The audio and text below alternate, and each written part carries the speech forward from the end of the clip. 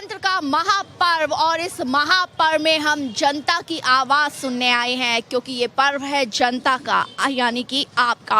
और इस वक्त है हम दिल्ली की एक बहुत ही फेमस मार्केट में। जी हाँ, हम हैं पहाड़गंज में। अगर इस पहाड़गंज की मार्केट से आप बाहर निकलेंगे तो सीधा नई दिल्ली रेलवे स्टेशन के प्रवेश द्वार से निकलते ही अगर आप सामने की ओर आएंगे तो ये पहाड़गंज की मार्केट मिलेगी। और इस मार्केट के फ्लेवर की अगर बात की जाए, इतने सारे फ्लेवर यहाँ मिलेंगे। गारमेंट्स की बात की जाए, ज्वेलरी की बात की जाए, हैंडीक्राफ्ट्स की बात की जाए या होटल लॉजेस की बात की जाए, यहाँ पर आपको सब कुछ मिलेगा। कह सकते हैं रफ टफ शॉपिंग हो या जैसी आपकी मनपसंद की खाना पीना, सब इस पहाड़गंज की मार्केट में मिलेगा।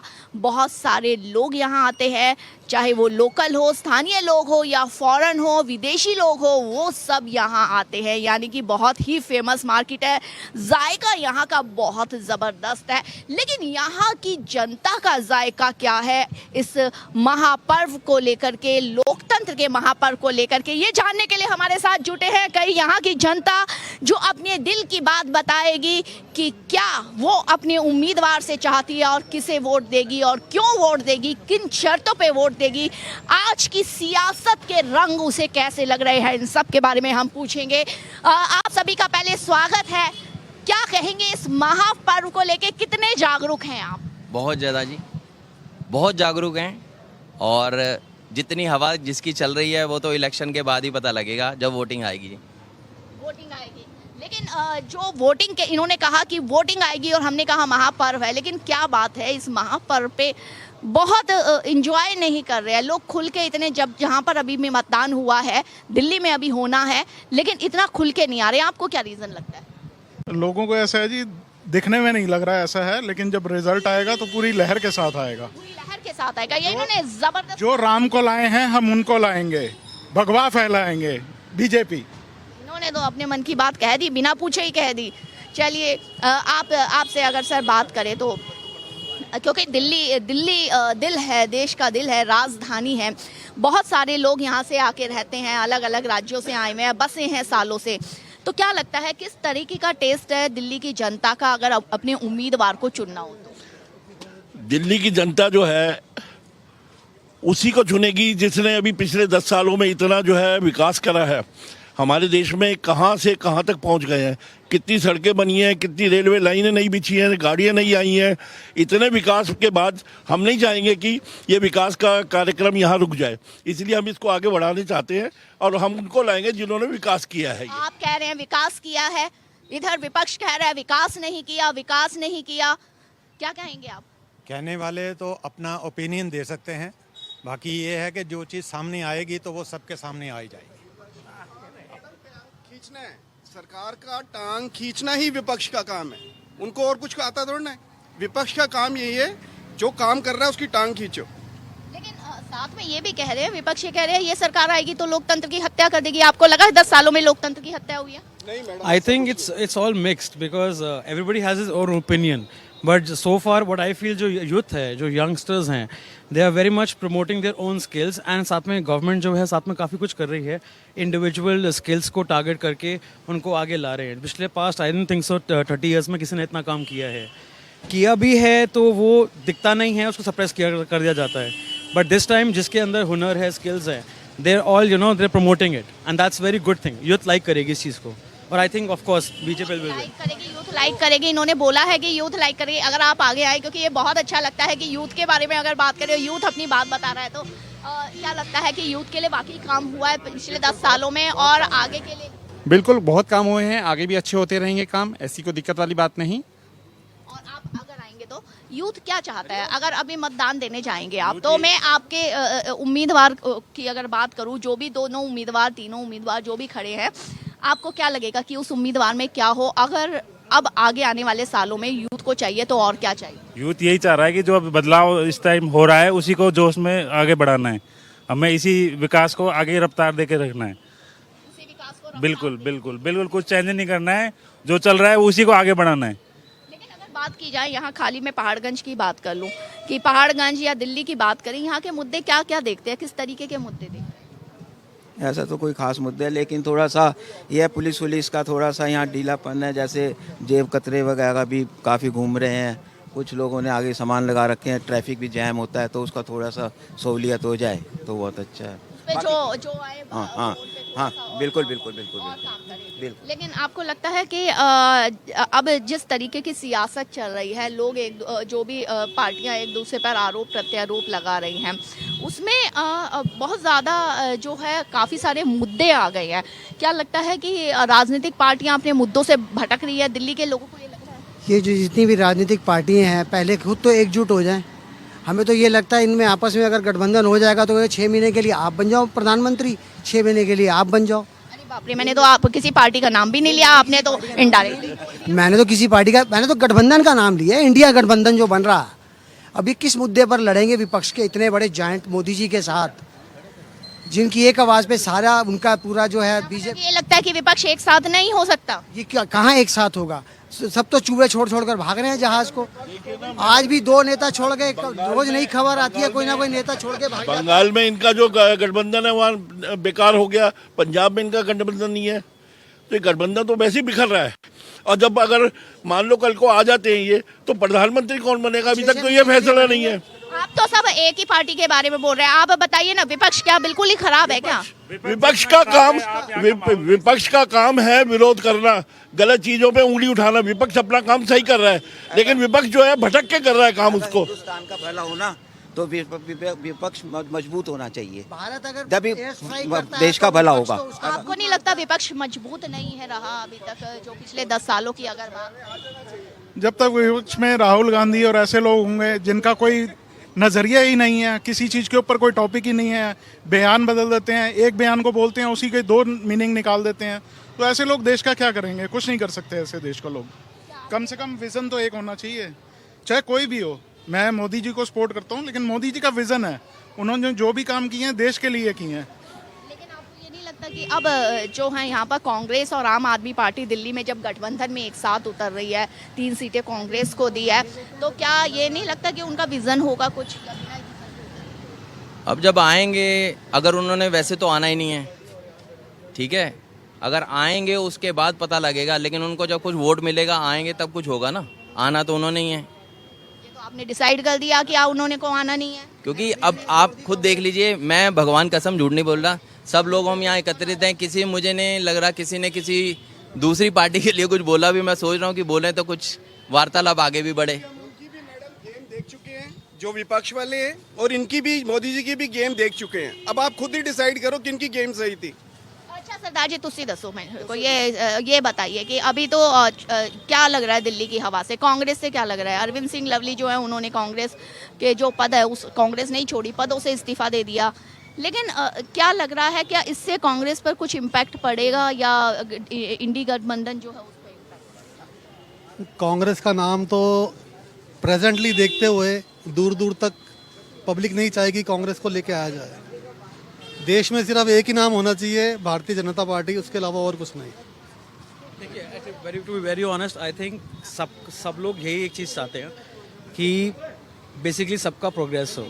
सो आई थिंक सबका प्रोग्रेस अल्टीमेटली तभी होगा जब एक स्ट्रॉन्ग लीडर होता है, और स्ट्रॉन्ग जब लीडर होता है तो वो प्रोटेक्टिव फील करते हैं। तो अभी जो फेस सामने आ रहा है स्ट्रॉन्ग लीडर का, वो सबको पता है कौन है, तो because of that I think most probably BJP will win. इन्होंने कहा है कि एक स्ट्रॉन्ग लीडर चाहिए, ये अपने मन की बता रहे हैं। लेकिन ये बताइए, जिस तरीके से आप सर आइए, दिल्ली के मुख्यमंत्री अरविंद केजरीवाल अभी अंदर है, जेल में है, उनको लोकसभा के लिए चुनाव प्रचार भी करना था, लेकिन अब उनकी धर्म पत्नी कर रही हैं, और भी उनके स्टार कर, लेकिन उससे लगता है कि आम आदमी पार्टी के लिए थोड़ी तो आपके दिल में सिंपैथी होगी। कोई सिंपैथी नहीं है, कोई सिंपैथी नहीं है। उन्होंने इतना काम दिल्ली के मुख्यमंत्री क्या किया दिल्ली के लिए? अपनी सीट से प्यार है उनको, देश से प्यार नहीं है। अपनी सीट से प्यार है, इसलिए इस्तीफा नहीं देना चाह रहे हो। और जिनको जो देश हित के लिए सोचते हैं वो विपक्ष वाले मोदी जी के साथ आ गए।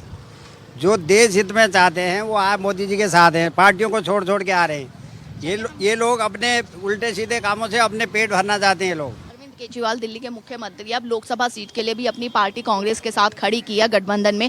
क्या लगता है कि जब दिल्ली की सरकार चलानी हो, कह रहे हैं मैं जेल के अंदर से चला सकता हूँ, चला सकते हैं? बिल्कुल नहीं मैम, उनको तो सबसे पहले इस्तीफा देना चाहिए। आप अभी बात किए ना संविधान खतरे में है, सबसे बड़ा संविधान खतरे में तो इन लोगों की वजह से है, क्योंकि वो जेल से पार्टी चलाना चाहते हैं। उनको सबसे पहले अपना इस्तीफा देना चाहिए, इस्तीफा देके किसी और को मुख्यमंत्री बनाना चाहिए, तब संविधान खतरे में नहीं था।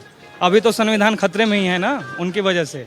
इस बार बीजेपी सरकार 400 बार उन्होंने तो ठप्पा लगा दिया, लेकिन आप ये बताइए क्या कारण है कि जेल में से वो कह रहे हैं कि लोकसभा का जब प्रचार करवा सकते हैं, वो तो सरकार क्यों नहीं? वो उनको स्टैंड चाहिए और कुछ नहीं चाहिए उनको। वैसा अन्य हजारे के नहीं हुए तो देश के और दिल्ली के कहाँ से हो जाएंगे। बस ये कुछ दिन की और बात है, बिल्कुल एकदम क्लियर रिजल्ट आएगा अब की बारी। अब मैं जल्दी पूछूंगी कि आप ये बताइए कि अगर बात की जाए कि मतदान देने के लिए जाएंगे तो दिमाग में उम्मीदवार के लिए क्या होगा कि कैसा उम्मीदवार हो? यहाँ से बांसुरी स्वराज जो हैं वो खड़ी हुई हैं, तो क्या सुषमा जी की झलक की वजह से देंगे या कामों की वजह से? उस पर सुषमा स्वराज जो खुद इस कैपेबल हैं, इतनी उनमें इतनी इस काबिलियत है कि वो हमारे यहाँ की सांसद के रूप में बिल्कुल सक्सेस होंगी। और मैं समझता हूँ कि वो हमारे सबके जो है अपने क्षेत्र के टच में रहेंगी पूरे समय, और वो यहाँ के विकास में योगदान देंगी। उनके ऊपर जो है मोदी जी का विजिलेंस रहेगा, इसलिए वो काम पूरा करेंगी। आपको क्या लगता है कि बांसुरी स्वराज जो है, सुषमा जी भी एडवोकेट थी, उन्होंने हालांकि दक्षिणी दिल्ली से खड़ी हुई थी पहले लोकसभा, बांसुरी स्वराज यहाँ नई दिल्ली से खड़ी हुई है उम्मीदवार के तौर पे, नया चेहरा है, लेकिन जनता समझेगी कि नए चेहरे का उम्मीदवार में कुछ वो छवि या वो गुण होंगे? नहीं, नया चेहरा है मैडम, लेकिन जो पीछे उनकी पार्टी का हाथ है ना, मेन तो काम उन्होंने करवाना है। जो बेस अगर घर का मालिक सही है तो घर के बाकी लोग भी सही चलेंगे, सीधा मुद्दा है ये। मालिक सही है, आप क्या कहेंगे? युवा है, हम युवा से ज्यादा पूछना चाहते हैं ये। अगर आप नहीं बोलेंगे ना तो देखिए युवाओं को सबसे पहले बोलना चाहिए। क्या लगता है कि जो भी सरकार आए क्या चाहिए युवाओं? मोदी जी ही बेस्ट है इस टाइम पे। तो मोदी जी भी क्या करें? आप अगर मोदी जी को भी देंगे तो मोदी जी आपके लिए क्या कहें? आप पहली बार फर्स्ट टाइम वोटर। तो वो तो ये कहते हैं फर्स्ट टाइम वोटर को जरूर मतदान देने के लिए, वोट देने के लिए जाना चाहिए। जाएंगे? जरूर जी जाएंगे। क्या सोच के जाएंगे? क्या सोच के जाएंगे नए वोटर के तौर पे कि आपका उम्मीदवार कैसा हो, आपका जो पीएम हो वो कैसा हो? अच्छा हो, देश के लिए बहुत कुछ करे। देश के लिए बहुत कुछ करे। चलिए, ये युवा हैं, अभी बोलते हुए थोड़ा सा घबरा जरूर रहे हैं, शायद कई बार हेजिटेशन होती है कैमरे की, लेकिन हम चाहेंगे युवा जो है वो बढ़ चढ़ कर बोले। अगर आप आगे आए तो मैं आपसे ही चाहूंगी चर्चा में, देखिए एक बहुत बड़ा मुद्दे, कई मुद्दे इस चुनाव में उठ रहे हैं, कई मुद्दे उठे हैं। लोकतंत्र का खतरे में है, संविधान खतरे में है, पक्ष विपक्ष आरोप लगा रहा है, मंगलसूत्र भी आ गया, काफ़ी सी चीज़ें आ गई, धर्म भी आ गया। आपको क्या लगता है ये ज़रूरी मुद्दे थे या जनता को इनका भी पता होना चाहिए था, या फिर ये गैर ज़रूरी मुद्दे? सब ठीक है, ये सब अपनी जगह ठीक है। जब वोटिंग होगी, जो लोग वोटिंग देंगे, रिजल्ट के बाद ही सब पता लगेगा। मुद्दे तो उठाएगी विपक्ष है तो मुद्दे उठाएगी। बाकी ये है कि सब लोग बीजेपी में मोदी के चेहरे पे वोट दे रहे हैं, जगह के हिसाब से कोई नहीं दे रहा, क्योंकि मोदी ही विकास कर रहा है और मोदी के हिसाब से ही जीत होगी। चलिए, आप क्या कहेंगे? आपको क्या लगता है कि विकास की अगर बात की जाए तो विकास की कितनी बातें जो है वो राजनीतिक पार्टियां अभी कर रही है? सबका अपना अपना एजेंडा है, सब अपने अपने एजेंडे के ऊपर चल रहे हैं। कुछ लोग विकास को देख रहे हैं, कुछ के अपने हर तरह से हर नज़रिए के लोग हैं। बाकी इस समय राजनीति इस तरफ चल रही है कि ये अब आपका, हम इसको क्लियर नहीं कह सकते। ये 4 जून को जब आपके रिज़ल्ट आएंगे वो रिज़ल्ट ही बताएंगे कि रिज़ल्ट ही बताएगा कि क्या हवा के रुख किस तरफ है और कहाँ जाना चाहिए और कहाँ नहीं जाना चाहिए। अच्छा, आपको एक बात बताएं कि जो इस तरीके से पूरी तरह से राजनीतिक पार्टियां खुल करके आ रही हैं, अब बिल्कुल आ रही है, क्या लगता है कि ये जनता के लिए अच्छा है कि बिल्कुल जो है वो प्रत्यक्ष सामने चीज़ें दिख रही हैं, एक एक मुद्दा उठ रहा है? देखिए, ऐसा है कि मुद्दे बहुत हैं, लेकिन मेन मुद्दा जो है जनता चाहती है विकास, वो भारत में, हिंदुस्तान में पहले से मुकाबले बढ़ रहा है। हमारी जो है विदेशों में छवि बहुत बड़ी है, वो सबके सामने किसी से छुपी नहीं है। विदेश हमारा भरोसा करने लगे हैं। पहले विदेशी देश जो है हमारा भरोसा नहीं करते थे, तो वो हमारा सबसे बड़ा जो है हमने जो है कमाया है। वो हमारे प्रधानमंत्री की वजह से हमने इतना कुछ कमाया है। हम चाहते हैं वो विकास और वो चीज़ आगे बढ़ती रहे, इस तरह रुके नहीं, उसमें रुका। अगर दूसरी कोई आ जाती है पार्टी विकास करती है तो हमें उससे कोई एतराज़ नहीं है, कोई वो नहीं है, लेकिन वो विकास आगे बढ़ाती रहे, इस चीज़ को रोकना नहीं चाहिए।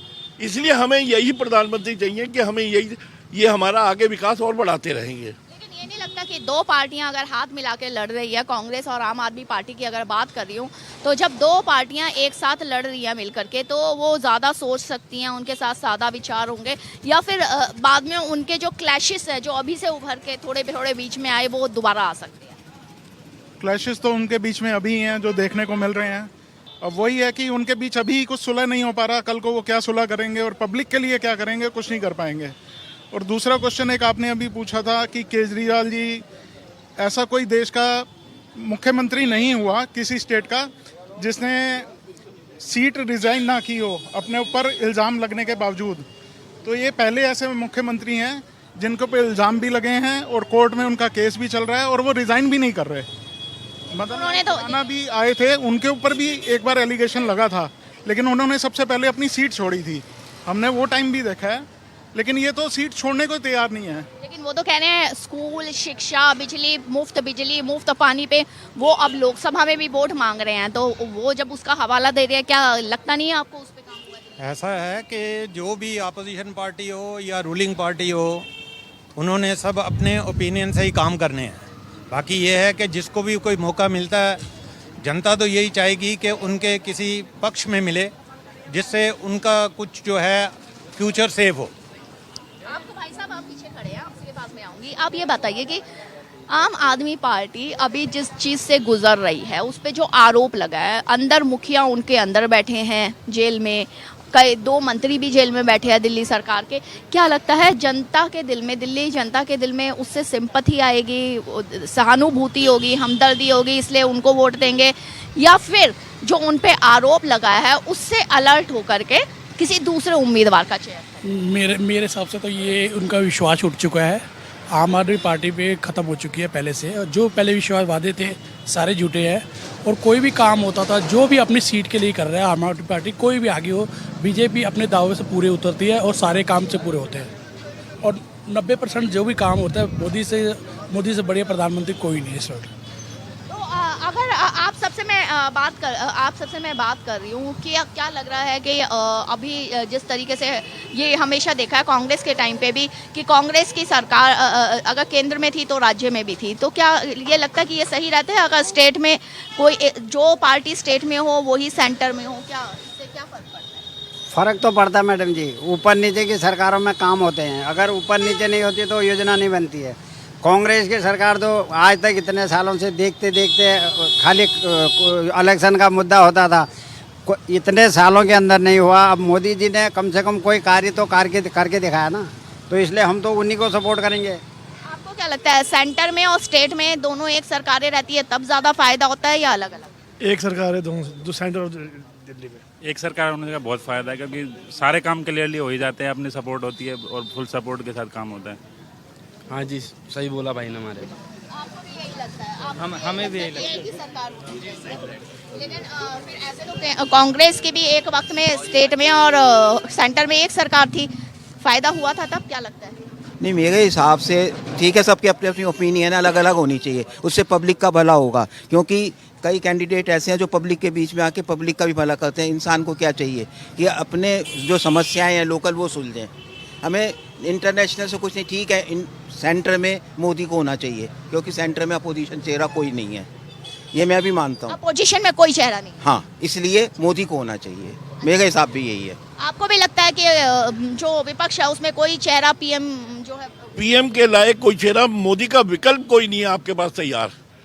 अगर आप चाहें मोदी का कोई विकल्प हो, इस समय आपके पास कोई विकल्प तैयार नहीं है जो मोदी जितना जो है एफर्ट्स करके आगे देश को आगे बढ़ा सके। ऐसे कैसे? कोई तो होगा, इतने सारे चेहरे हैं विपक्ष में, सब मिल करके खड़े हैं, कोई तो चेहरा होगा। मोदी का 56 इंच की सीना है तो चौड़ा होकर चलता है, वैसे नहीं, और चलता है तो सब दिखता भी है। ये तो कहने हैं चलते हैं तो सब दिखता है, मोदी जी चलते हैं तो उनकी शान होती है, मतलब कि क्या विपक्ष में कोई तो होगा, राहुल गांधी हैं और कितने जो हैं लालू प्रसाद यादव है, तेजस्वी यादव है, अखिलेश यादव है, आपको लगता है कोई पीएम का चेहरा? ऐसा है, ये सब कुछ है, मगर ये है कोई फ्रेंडली सामने कोई आए बंदा तो उसका पता लगे। अभी तक तो अपोजिशन का कोई मेंबर है, कोई है, यहाँ किसी को डिस्क्लोज नहीं हो रखा। वो चेहरा कैसे पता लगेगा? इलेक्शन के बाद में।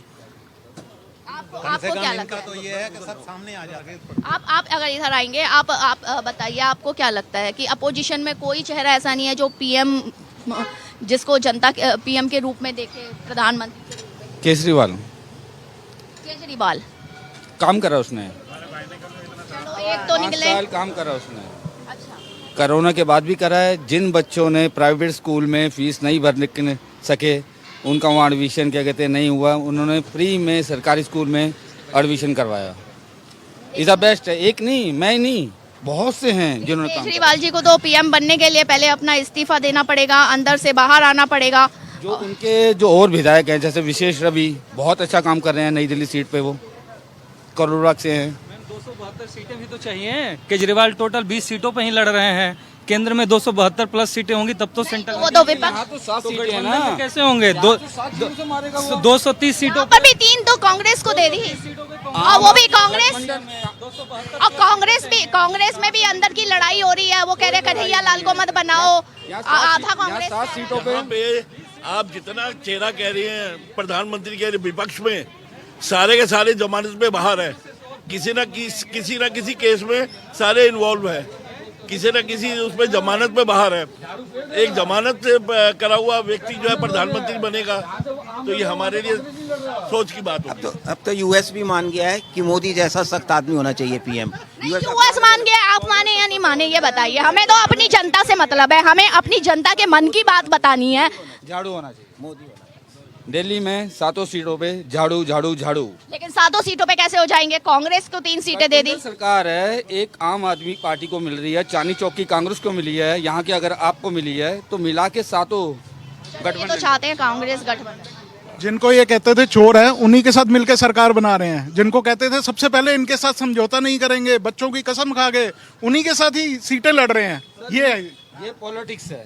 बीजेपी में जा रहा है, कोई कांग्रेस में आ रहा है, ये तो साथ हैं। ये देखिए, ये तो हाँ बताइए प्लीज बुरा नहीं मानना, हाँ जी, आप अपनी पब्लिसिटी के लिए काम कर रहे हो, हाँ। हम अपनी पब्लिसिटी के लिए काम कर रहे हैं, न्यूज के लिए काम करते हो ना, न्यूज के लिए काम करते हैं। तो फिर बताइए क्या? तो मेरे को एक बात बताओ, जो आम आदमी घूम रहा है जिसके पास काम नहीं है, कहाँ जाएगा? हाँ। उसके लिए कोई चर्चा नहीं है तुम्हारे पास। जो मैं तो कह रही हूँ, आम आदमियों से ही पूछ रही है, सब आम है। तो ये आम आदमी है सारे के सारे। हाँ, क्यों नहीं है? कहाँ खास है? सब काम कर रहे हैं। आप अभी आए हैं, बताइए आप क्या बताइए अपनी परेशानी बताइए, आप परेशानी बताइए अपनी। हम सब काम करते हैं, बताइए क्या बताओ? पंकज भैया ने बोलते हैं। नहीं आप अपनी समस्या बताओ ना, और सही है और आगे बताइए। चलिए, कोई परेशानी है आपकी? देखिए देखिए, हमने कहा है कि हम जनता की आवाज़ सुनते हैं, और जो लोगों की परेशानी है, जनता की परेशानी है, वो बताइए।